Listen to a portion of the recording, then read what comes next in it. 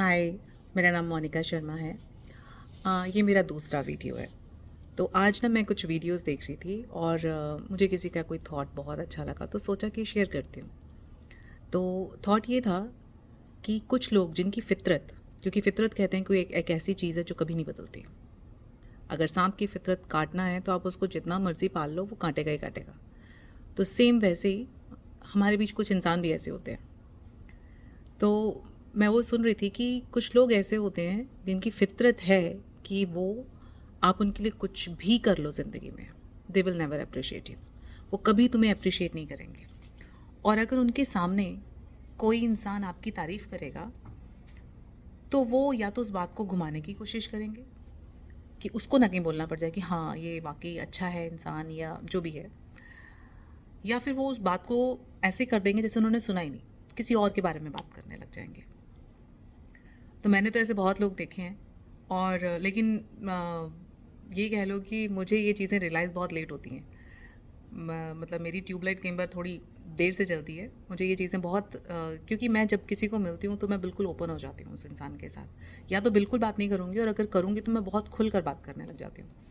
और जब आप खुल कर बोलते हो तो आप, क्योंकि जिस इंसान के मन में खुद ज़्यादा छल नहीं होता है ना, तो वो कभी भी जज तोल के बोल नहीं रहा होता है। वो उसके मन में जो होता है वो आपको बताता है। और कई बार आप बताते बताते ऐसी बात किसी के सामने कह जाते हो जो कि दूसरा इंसान है, वो वो नोट कर रहा होता है, अच्छा इसने मुझे ऐसे बताया। अब ना जब मुझे मौका मिलेगा ना तब मैं इसको चिढ़ाऊँगा या मैं इसका सबके सामने मजाक उड़ाऊँगा। आपके साथ ऐसा होता है? मेरे साथ होता है, लेकिन ट्यूबलाइट बहुत लेट जलती है दिमाग की। तो मैंने वही सोचा, जब मैंने सुना ना तो मुझे ऐसा लगा कि जैसे वो मेरे बारे में बात कर रहे हैं कि अरे हम में से ऐसे बहुत सारे इंसान हैं जिन लोगों का ये चीज़ रियलाइजेशन उनको बड़ी लेट होती है कि यार कोई इंसान हमारी बातों को खाली सुन नहीं रहा है और वो उसको समझने की कोशिश नहीं कर रहा है।